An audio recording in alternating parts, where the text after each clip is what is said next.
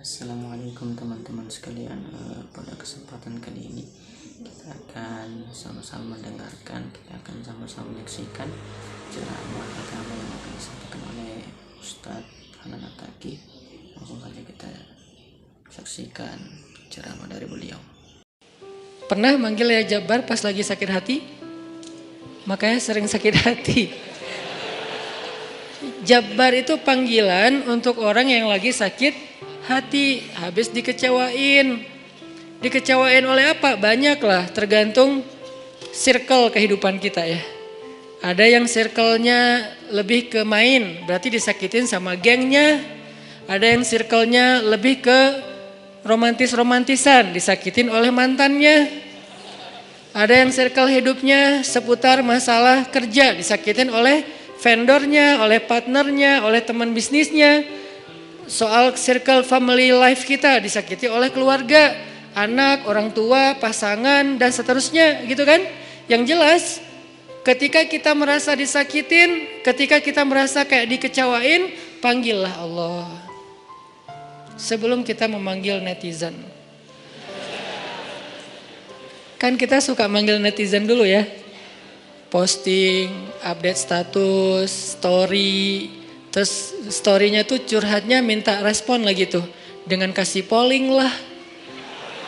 Dengan request lah gitu kan. Baiknya gue putusin apa enggak ya, request gitu. Semuanya putusin terus dia bingung. Gimana ya.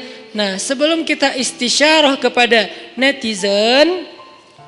Karena netizen itu istisyarah. Bukan istifta, bukan istikharah.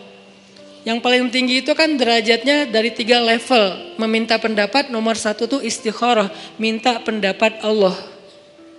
Kedua, istifta, minta pendapat ulama, orang yang berilmu. Ketiga, istisyarah, minta pendapat orang yang lebih bijak dan berpengalaman. Termasuk kepada teman kita atau followers kita atau geng kita, itu istisyarah. Sebelum kita istisyarah netizen, ya ayyuhal netizen, sebelum kita pakai kalimat itu, atau ya ustaz, bahkan sebelum ustaz, ya kiai, ya syekh, maka ya Allah. Panggil Allah Subhanahu wa ta'ala. Manggilnya gimana Ustaz? Salah satunya selain kata Allah pastinya, karena itu kalimat yang paling mulia, kita juga bisa manggil tematik. Ya Jabbar. Ya Jabbar itu bisa 2. Sebetulnya 3 maknanya Jabbar, tapi yang lebih common tuh 2. 1, dipanggil untuk masalah-masalah yang sifatnya bukan hanya besar, tapi kayak kekuatan. Ya Jabbar, ya Qahar. Arti Jabbar dalam konteks itu yang perkasa, yang memaksa. Ya Qahar, yang menaklukkan.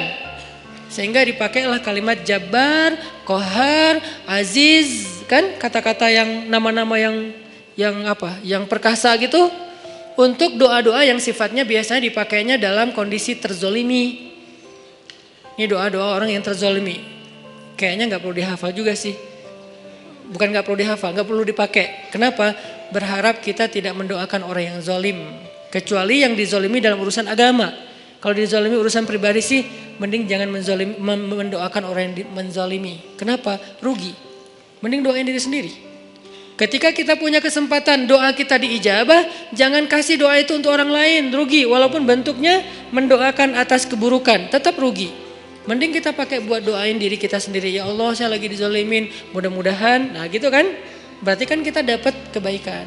Ya Jabbar, itu panggilan orang yang sedang sakit hati. Jadi 1 artinya untuk orang yang lagi dizolimi, 1 lagi untuk orang yang lagi hatinya kayak sedih, kayak disakitin. Gak sebesar zolim sih, cuman ya lumayan lah, bikin gak bisa tidur, bikin tumbuh jerawat gara-gara itu gitu kan ya, karena stres.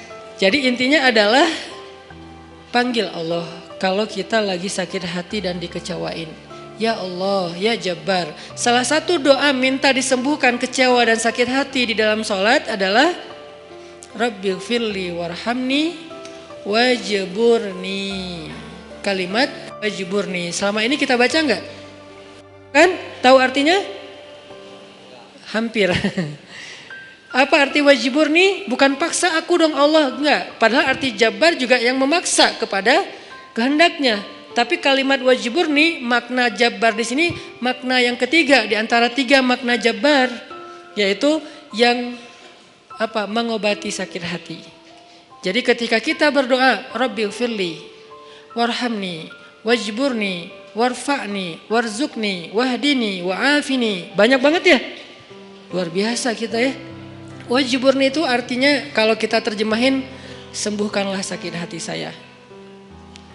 Atau bahasa lain juga bisa diterjemahin, hiburlah aku ya Allah, aku lagi sedih nih.